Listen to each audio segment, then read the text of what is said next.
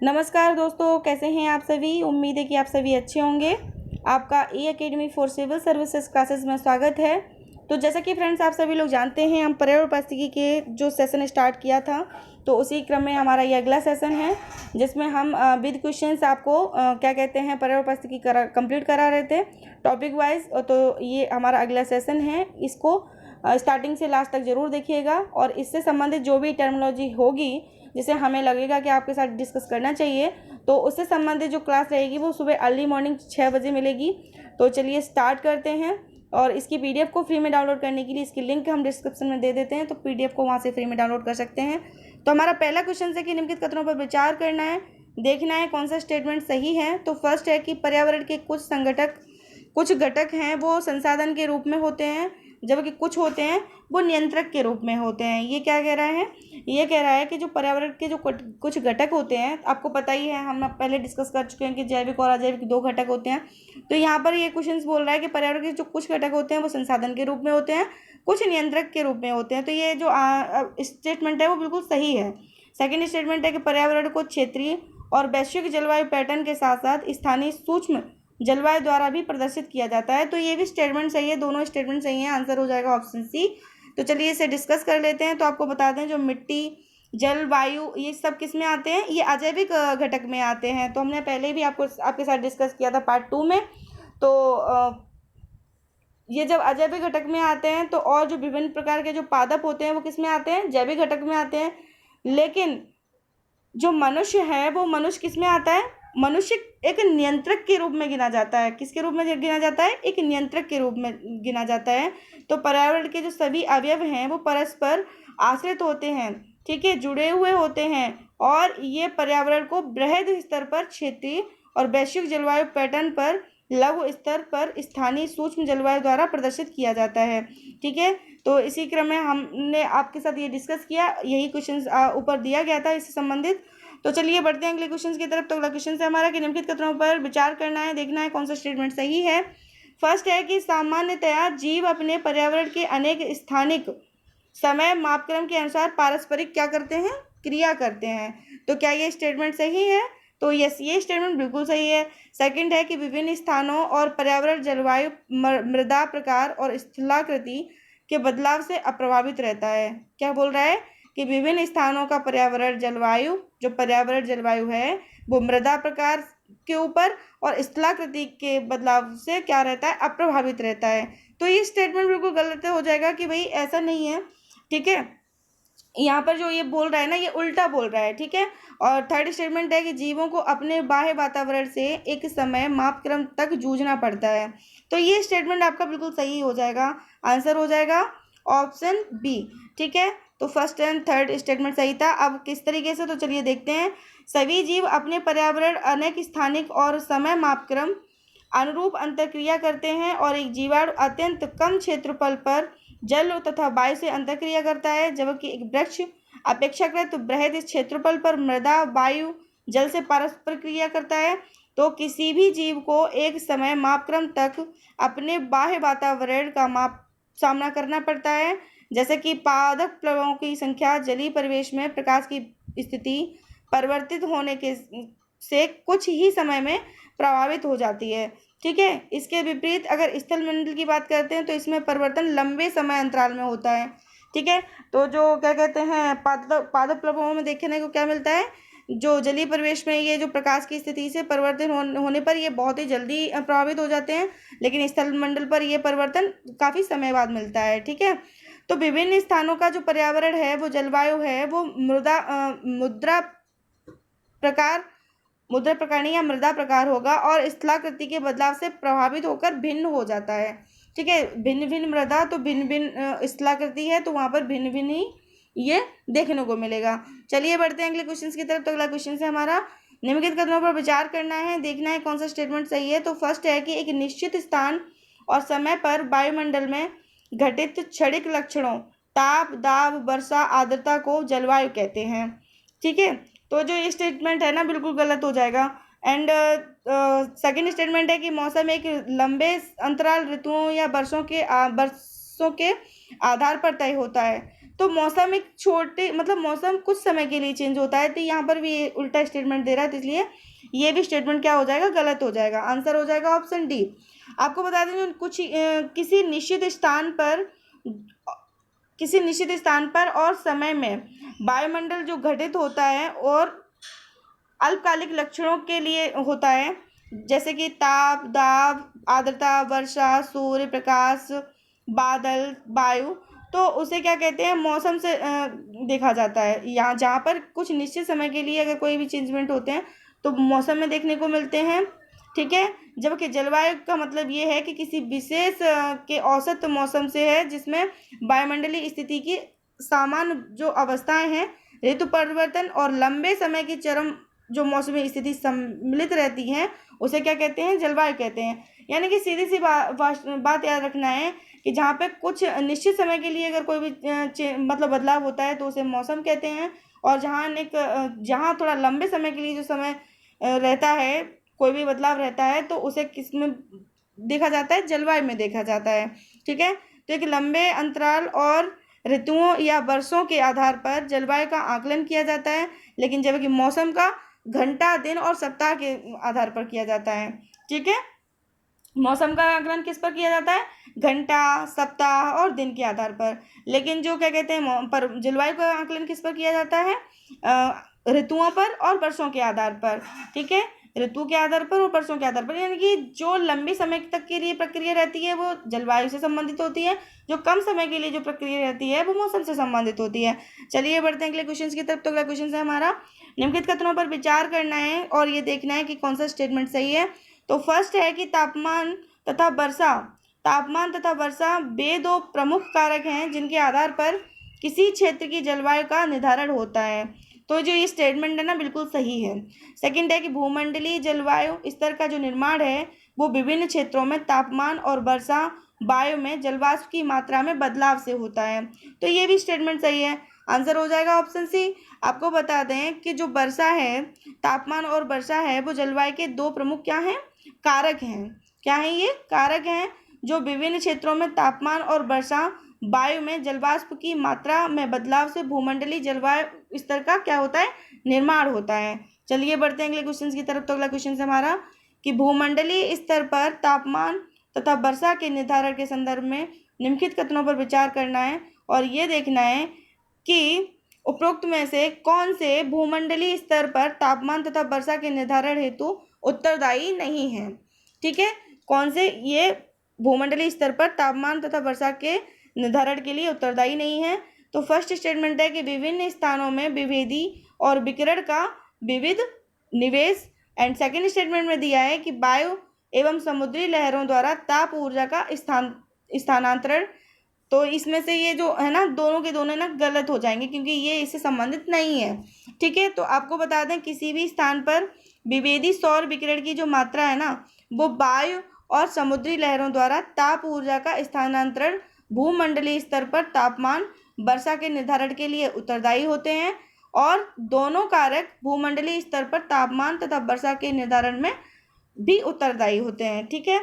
तो चलिए बात करते हैं अगले क्वेश्चन की तरफ। तो अगला क्वेश्चन है हमारा कि जलवायु कटबंध के संदर्भ में निम्नलिखित कथनों पर विचार करना है और ये देखना है कि कौन सा इसमें से जो कथन है वो सही है। तो फर्स्ट स्टेटमेंट में जो दे रहा है वो ये दे रहा है कि देशांतरों के साथ औसत तापमान में अंतर के आधार पर जलवायु को उष्णकटिबंधीय, उपोष्ण और शीतोष्ण में बांटा गया है। तो ये जो स्टेटमेंट है ना आपका, ये बिल्कुल गलत है, ठीक है, ये गलत है। थर्ड एंड सेकंड है कि उष्णकटिबंध से आर्कटिक क्षेत्र की ओर बढ़ने पर औसत तापमान कैसा होता है, घटता है। तो ये जो स्टेटमेंट है ना, ये बिल्कुल सही है। क्या बोल रहा है कि उष्णकटिबंध से आर्कटिक क्षेत्र की ओर बढ़ने पर क्या होता है, औसत तापमान घटने लगता है। और थर्ड में बोल रहा है कि शीतोष्ण कटिबंध में ऊंचाई पर अल्पाइन जलवायु जो परिस्थितियां पाई जाती हैं। तो ये जो है ना, ये वाला स्टेटमेंट, तो ये भी सही है कि शीतोष्ण कटिबंध में ऊंचाई पर अल्पाइन जलवायु परिस्थितियां पाई जाती हैं। फोर्थ बोल रहा है कि तापमान आधारित प्रत्येक जलवायु कटिबंध में वार्षिक अवक्षेपण समान होता है। तो ये स्टेटमेंट है ना, क्या हो जाएगा, गलत हो जाएगा, ठीक है। तो आंसर हो जाएगा यहाँ पर ऑप्शन बी। अब चलिए बढ़ते हैं कि इस तरीके से कैसे है, तो आपको चलो यहाँ पर विस्तृत तरीके से डिस्कस करते हैं। तो देखो भौगोलिक स्तर पर जो अक्षांश के साथ है ना औसत जो माध्यम जो तापमान है उसमें होने वाले अंतर के आधार पर जलवायु कटबंधों का क्या किया जाता है, निर्धारण किया जाता है, ना कि देशांतर के सापेक्ष। तो किस पे किया जाता है इसका निर्धारण, अक्षांश पे किया जाता है, ना कि देशांतर पर। तो जो निर्धारण कैसे किया जाता है, तो जो जीरो अंश से जीरो डिग्री से 20 डिग्री के बीच में जो भी अक्षांश होते हैं उसे क्या कहते हैं, उसे कहते हैं उष्णकटिबंधीय क्षेत्र। जो 20 डिग्री से 40 डिग्री अक्षांश के बीच में जो क्षेत्र होता है उसे क्या कहते हैं, उपोष्णकटिबंधीय क्षेत्र। और जो 40 डिग्री से 60 डिग्री अक्षांश के बीच में जो क्षेत्र होता है उसे शीतोष्णकटिबंधीय क्षेत्र कहते हैं। और आर्कटिक या अंटार्कटिक जो क्षेत्र है वो 60 डिग्री से 80 डिग्री के बीच में अक्षांश पर होता है। तो ये समझ लीजिए, ये जो है ना ये बहुत ही महत्वपूर्ण है, ठीक है। ये सीधा वनडे एग्जाम में भी पूछ लेता है, स्टेट पीसीएस में भी पूछ लेता है, तो इसे याद रखने की जरूरत है। वही विषुवतीय 0 डिग्री से 20 अक्षांश से आर्कटिक क्षेत्र की ओर बढ़ते हैं तो माध्य में जो तापमान में है ना वो क्या देखने को मिलता है, कमी देखने को मिलता है।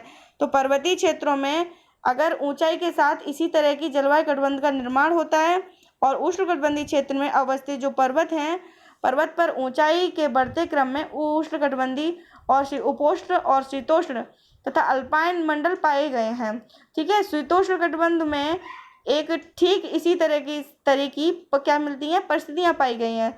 तापमान के आधार पर निर्धारित सभी जलवायु कटबंधों में वार्षिक अवक्षेपण और वर्षण, बर्फ गिरना, ओलावृष्टि होना, इन सभी में अंतर होता है। 2 कारक तापमान और अवक्षेपण वनस्पति तथा मृदा के प्रकार निर्धारित करते हैं। तो चलिए बढ़ते हैं अगले क्वेश्चन की तरफ। तो अगला क्वेश्चन है हमारा कि निम्नलिखित कथनों पर विचार करना है, देखना है कौन सा स्टेटमेंट सही है।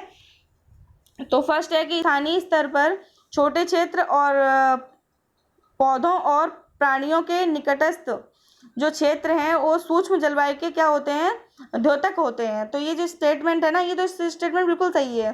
सेकंड है कि सूक्ष्म जलवायु सामान्यतः उपस्थित क्षेत्रीय जलवायु के समान होती है, तो ये स्टेटमेंट गलत है, ठीक है। तो आंसर हो जाएगा ऑप्शन ए। आप किस तरीके से, तो देखिए सामान्यतः जो सूक्ष्म जलवायु है वो सूक्ष्म जलवायु क्षेत्र है वो अपने परिवेश की क्षेत्रीय जलवायु से ये भिन्न होते हैं। जैसे जंगल में वृक्षों की पत्तियां सूर्य के प्रकाश की अधिकांश मात्रा को जमीन पर आने से रोकती हैं। वायु का तापमान अपेक्षाकृत कैसा होता है, निम्न होता है। वनों के आंतरिक भाग की जो आर्द्रता है वो निकटस्थ जो वन विहीन क्षेत्रों से क्या मिलता है, अधिक होती है। और बात करते हैं अगले क्वेश्चन की। तो अगला क्वेश्चन है हमारा कि जीवों के पर्यावास के संदर्भ में निम्नलिखित कथनों पर विचार करना है और ये देखना है कि कौन सा स्टेटमेंट सही है। तो फर्स्ट है कि पर्यावास एक भौतिक पर्यावरण है जिसमें कोई जीव रहता है। तो ये जो स्टेटमेंट है बिल्कुल सही है। पर्यावास उसी को बोलते हैं जहाँ पर, यानी कि ऐसा भौतिक पर्यावरण जहाँ पर कोई जीव निवास करता है। सेकंड है कि विभिन्न प्रजातियां एक ही पर्यावास में रहती हैं, बिल्कुल सही है। थर्ड है कि पर्यावास की जो विशिष्ट भौतिक लक्षण हैं वो वनस्पति और प्राणी जीवन के प्रबल रूप हैं, तो ये भी स्टेटमेंट सही है। एंड फोर्थ है कि संपूर्ण जैविक समुदाय द्वारा अध्यासित क्षेत्र पर्यावास को क्या करता है, पर्यावास को इंगित करता है, तो ये भी स्टेटमेंट सही है। आंसर हो जाएगा ऑप्शन डी। अब चलिए, तो इसको तो डिस्कस करने की जरूरत है नहीं, चलो डिस्कस कर ही लेते हैं। तो आपको बता दें जो पर्यावास है वो पर्यावास के लक्षणों को इसके संरचनात्मक घटकों द्वारा प्रस्तुत किया जा सकता है। तो ये जो घटक हैं वो स्थान के आधार पर, भोजन के आधार पर, जल के आधार पर, आश्रय के आधार पर, पृथ्वी पर मुख्यतः ये 4 प्रकार के पर्यावास होते हैं। तो कौन कौन से होते हैं, स्थलीय होते हैं, अलवड़ीय जल होते हैं, और ज्वारनद मुख होते हैं, और समुद्र होते हैं। तो मानव जो है ना वो फीता कृमि का पर्यावास है, और सड़ रही जो वस्तुएं हैं वो कवक का पर्यावास होता है। तो जो अलग अलग जो चीज़ें होती हैं उनका जो निवास स्थान है वो अलग अलग तरीके से होता है। तो पादप का अलग होगा, प्राणी जगत का अलग होगा, तो अलग अलग होते हैं। तो यहाँ पे यही बताने की कोशिश कर रहा है। बाकी जो आवास है ना वो आवास विशेष की पर्यावरणीय जो स्थिति है वहाँ रहने वाले पौधे प्राणियों को प्रभावित करती हुई और कुछ विशिष्ट लक्षण दर्शाती है, जिसे लवणीय मृदा में उगने वाले पौधों से कई गुण अलवणीय मृदा के पौधों में नहीं पाए गए हैं। चलिए बढ़ते हैं अगले क्वेश्चन की तरफ। तो अब बात करेंगे निषेध की। तो पारिस्थितिकी निषेध के संदर्भ में निम्नलिखित कथनों पर विचार करना है, देखना है कौन सा स्टेटमेंट सही है। तो फर्स्ट है पर्यावास में किसी प्रजाति का कार्यात्मक लक्षण क्या होता है, निकेत कहलाता है। तो ये स्टेटमेंट बिल्कुल सही है कि पर्यावरण में अगर किसी प्रजाति का कार्यात्मक लक्षण जो है ना वो क्या कहलाता है, निकेत कहलाता है। सेकंड है कि किसी प्रजाति का निकेत अद्वितीय होता है, तो ये भी स्टेटमेंट सही है। थर्ड है कि एक पर्यावास में कई निकेत हो सकते हैं, बिल्कुल हो सकते हैं। तो तीनों के तीनों स्टेटमेंट सही है, आंसर हो जाएगा ऑप्शन डी। अब आपको बताते हैं निकेत के बारे में चर्चा करते हैं। तो किसी जो प्रजाति है उसके पर्यावास को उनके पते के रूप में समझा जा सकता है, जबकि जो निकेत है उसका आशय उनके व्यवसाय से है। तो जो निकेत का तात्पर्य किसी प्रजाति के समस्त क्रियाकलापों और उनके संबंधों के योग से है, जिसके माध्यम से वह अपनी उत्तरजीविता, जनन और अन्य जो आवश्यकताओं के लिए अपने आवास के संसाधनों का क्या करता है, उपयोग करता है। ठीक है, तो जो यहाँ पर ये बता रहे हैं कि जो एक पर्यावास है उसको उसके पते के रूप में समझा जा सकता है, लेकिन निकेत को समझा जाता है उसके व्यवसाय के रूप में, जो यानी कि वो मूवमेंट करता है। ठीक है, खाने के लिए मूवमेंट करता है, तो खाने के लिए मूवमेंट करेगा तो उसके लिए वो किस पे निर्भर करता है। तो ये सारी चीज़ें है ना वो क्या कर उसे समझिए, व्यवसाय से समझिए।